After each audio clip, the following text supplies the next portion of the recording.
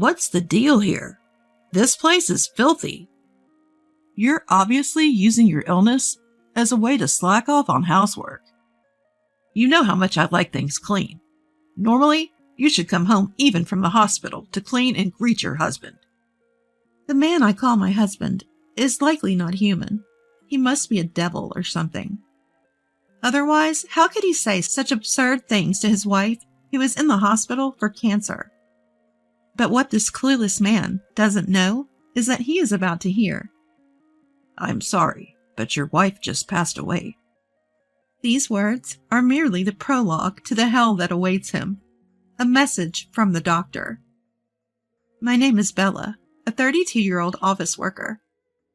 I've been married to my husband Ronald for almost 2 years, introduced by a mutual friend. I wish I could say we have a smooth marital life, but that's far from true. Work is fulfilling, and I'm genuinely happy when my efforts are recognized. The job is going well, but these issues within the household? When I came home tired from work, Ronald, who gets home before me, is the one to greet me. As I change into loungewear, I ask, "Is a ready-made dinner okay?" Ronald sighs. Oh, you're cutting corners just because you work. Look at this. He shows me a picture of a lavish dinner spread. By the way, he's shown it to me countless times before. This all began when Ronald attended his high school reunion about a year ago. He changed little by little after coming back, influenced by something.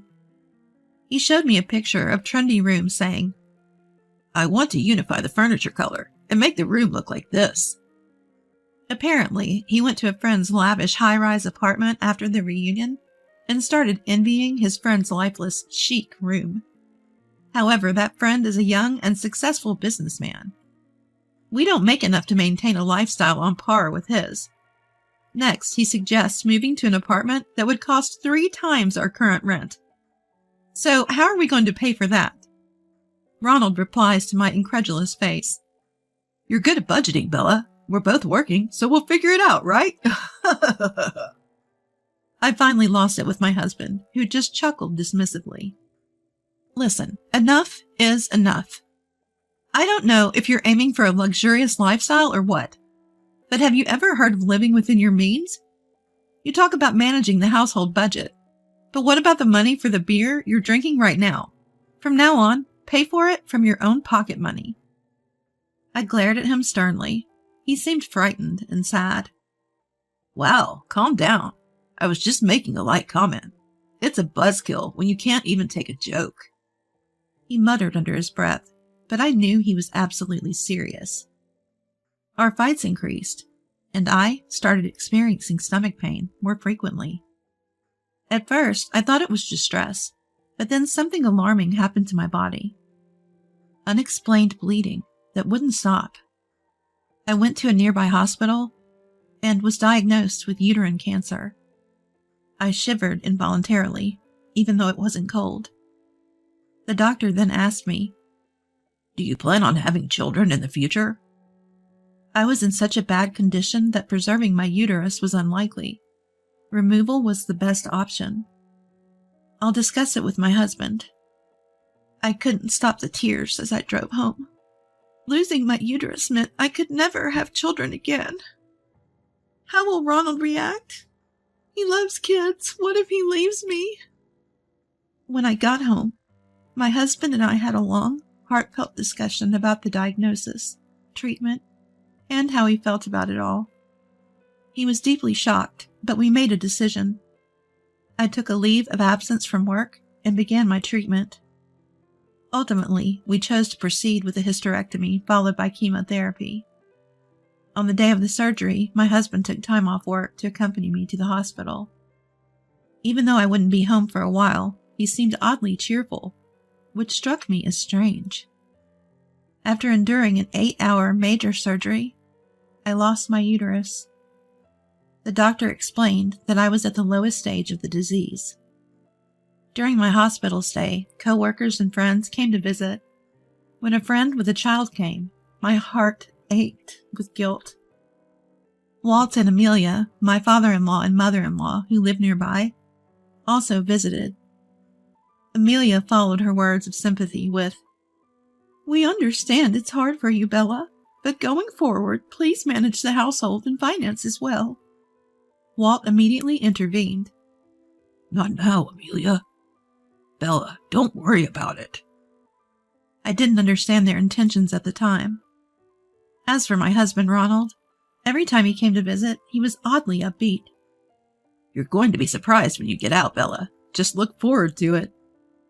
I had thought there might be a surprise waiting for me based on what my husband said. But honestly, I was just happy that he visited me in the hospital. After a while, I got a temporary discharge from the hospital. I was thrilled to return home after so long, but I realized I would have to be readmitted soon for chemotherapy. My husband picked me up and said, "Don't be shocked when you see the house, okay?" A feeling of unease washed over me. What? What is this? The moment I walked in, I was stunned. Our home had undergone a complete transformation. What used to be a light, airy space with white tones was now dark and chic, filled with black furniture. My favorite sofa, table, and even the rug were gone. In their place were pieces that catered entirely to my husband's taste. Even the appliances were new and black, as if coordinated to match everything else. When I froze in shock, my husband gleefully said, "Cool, right? I did this all by myself. Oh, we can exchange the wallpaper back when we leave, so that'll be an extra expense." I felt like collapsing. I suddenly remembered something and rushed to the bathroom. I rushed to our bedroom, only to find it completely altered too. "Where is my dresser?" Caught off guard, my husband stumbled for words.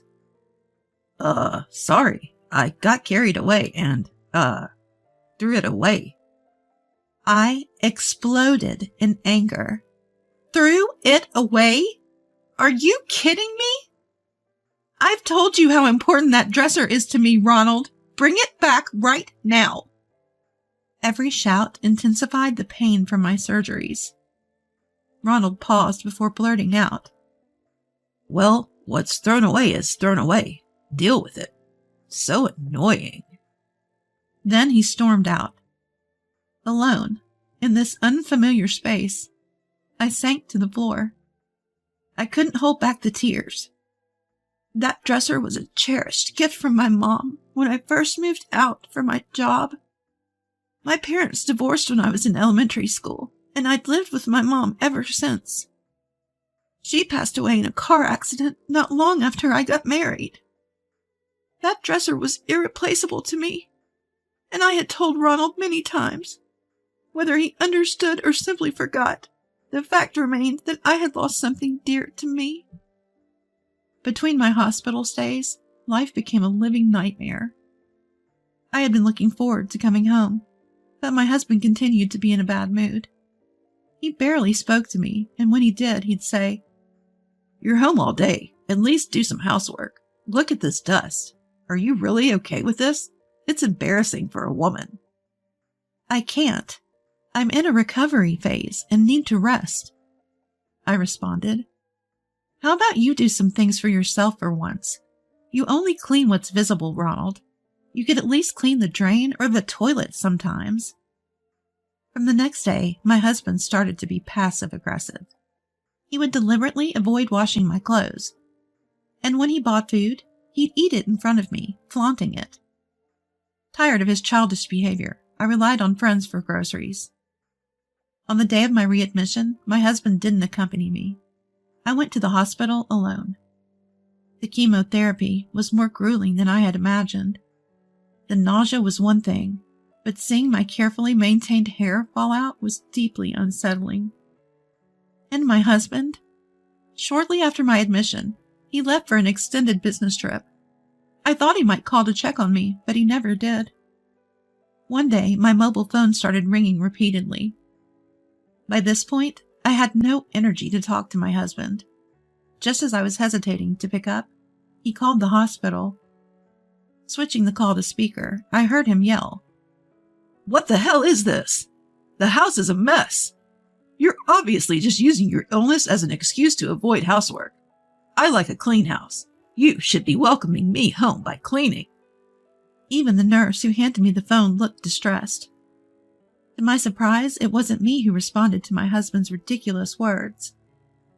"Unfortunately, your wife has just..." "What?"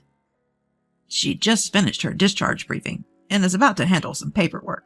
Could you please not disrupt her with your nonsense?" My husband's flustered voice came through the phone. "If you'd been listening, who do you think you are? You could just clean yourself. I've been a doctor for many years, and I've never met someone as unreasonable as you. You're annoying." The attending doctor promptly hung up. The doctor quickly composed himself. "I apologize for my outburst. I have a daughter, and I got emotional." "Don't worry about it. Thank you, doctor. I plan on divorcing him anyway, so it's no big deal." Upon hearing my response, the doctor smiled, clearly relieved. "Well, that's good to hear." After getting discharged from the hospital, I headed straight to a particular place. Not long after, my husband Ronald burst into the room. His face flushed. "Bella, why are you here?" Seeing me, he didn't offer a word of concern. He just stood there frozen. "It's Bella's discharge day, so we came to pick her up.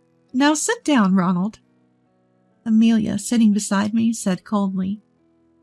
It looked like Ronald was hiding something. He blinked rapidly, visibly shaken. "Don't you think you owe Bella and us an apology?" Amelia said, but Ronald remained silent. "Ronald, you asked us for financial help, claiming that Bella was overspending. Isn't that all a lie?" Walt's furious voice echoed throughout the room. Ronald had been lying, and it was a pretty nasty lie at that. During my second hospital stay, Walt and Amelia had told me something. "Bella, we know it's not the best time, but we're not exactly flush with cash either. We hope this will be the last time we have to lend you money," Amelia said with a concerned expression. What are you talking about?" We looked at each other and realized for the first time that Ronald had been lying outrageously. It turned out Ronald had been getting financial help from Walt and Amelia, claiming that my overspending was straining our budget. Feeling emboldened, he'd approached them for money several times. "If it's hard for you to say, I can talk to Bella about it," Amelia had offered, but Ronald had flatly refused. Naturally, his story was pure fabrication. Even Walt and Amelia had grown suspicious of Ronald, who kept asking for money while I was hospitalized. Then he apparently pleaded for help again, claiming my hospital bills were astronomical. Upon hearing this, I instantly knew where the money was going. I said to Walt and Amelia, "Once you step into our home, you'll quickly see what Ronald spent the money on." I handed them the house key. As expected, Walt and Amelia came back to the hospital room with astonished looks on their face. "What's up with that room? How much did it cost to change it like that?" I didn't hold back when I told them that Ronald had acted on his own without consulting me. I explained about the terrible treatment I received during my temporary discharge from the hospital, and said I had no intention of continuing our married life, and was planning to divorce him. The most frustrating part was that he threw away the dresser my mom had bought for me. "I'm not coming back." Amelia grabbed my hand. Her eyes filled with tears. "The dresser? He threw away the dresser from your mom? Ronald will pay for this." Amelia became very emotional. In fact, Amelia and I had an awkward start. But during a visit to her family home, I had admired a beautiful chest. "It's lovely," I commented. Amelia beamed. "Actually, this chest was passed down from my grandmother to Mom, and from Mom to me." When I told her about my cherished dresser, she responded, "That's so wonderful. Keep it close. I don't have a daughter, so if you want, this chest is yours." I was really happy when she told me that. I have no intention of continuing as a couple with Ronald. Think about it. If the roles were reversed, I'd want to slap you right now. Ronald, now yelling, responded, Divorce is extreme. You should be grateful. I made that room stylish. I have to live in a room that's not even to my taste. I shot back. It's way too dark. Do you realize how depressing that is? Also, didn't you plan to use our joint savings for it? But couldn't because it's in my name. So you had to borrow from your parents? It seemed that I was right. Ronald's face turned bright red, and he was speechless. We had a dual income arrangement. Living expenses went into an account in Ronald's name, while savings went into an account in my name. The primary purpose of those savings was for when we had a child. It seemed like when I got cancer, Ronald thought, "We can't have kids anyway. Might as well use that money for whatever I want." I was heartbroken by the situation. "Can't you see how much I've cherished Bella? How can you even talk about divorce? This is unfair." I looked at my sobbing husband with cold eyes. That's when Amelia, who was sitting next to me, chimed in. "Someone who really cares wouldn't say such awful things. It's no big deal if the house gets dusty when no one's there. Walt and I were right there when you made that ridiculous call to the hospital. We were so disappointed we could cry." Walt's face was flushed red, staring down at my husband. It was a relief to have reasonable people on my side. I've finished my treatments, but that doesn't mean I won't relapse. Ronald, you don't even seem to care about my well-being, let alone my hair loss and frail body. All you care about is saving your own skin. That's why this isn't working. I've supported you, Ronald, but who's going to support me? My husband lowered his gaze and said nothing more. After that, we finalized our divorce. Thanks to Walt and Amelia's intervention, Ronald wasn't pleased, but the division of assets went largely in my favor. Reluctantly, Ronald repaid the money he had borrowed from Walt and Amelia. I was shocked to learn it was a whopping $10,000. Turns out Ronald couldn't afford to keep the apartment we'd been so particular about, and he had to move out. The floors were scratched from dragging furniture, and there were even holes in the walls. Even worse, it turned out he had replaced the wallpaper without permission. He insisted these damages were there when we moved in, but backed down when the management company produced move-in photos. By the way, I was the one who provided those photos. So it looks like Ronald incurred some repair costs when he moved out. It wasn't a huge sum, but he couldn't even pay that. He asked Walt and Amelia for help, but they disowned him and kicked him out. Amelia later told me. He's in a cheap apartment now, struggling with debt. I still think he should have just made do with what he had, instead of living beyond his means. I heard from a friend who works at the same company as my ex-husband that he's now viewed as the creep who tormented his sick wife, especially among the female staff. He brought it upon himself. He'll regret it for the rest of his life. As for me, I'm savoring living alone again after years, all while keeping a close eye on my health. I plan to return to work once I feel more stable physically. My boss has been understanding, telling me to take it at my own pace. I'm so grateful. I still catch up with Walt and Amelia from time to time. It's really great, that Mom's dresser came back to you. Amelia says during one of our phone chats. I nodded in agreement. When I moved, I took some stuff I didn't need anymore to a thrift shop. While the items were being appraised, I froze. Wait a minute. There it was. My dresser that my mom had given me.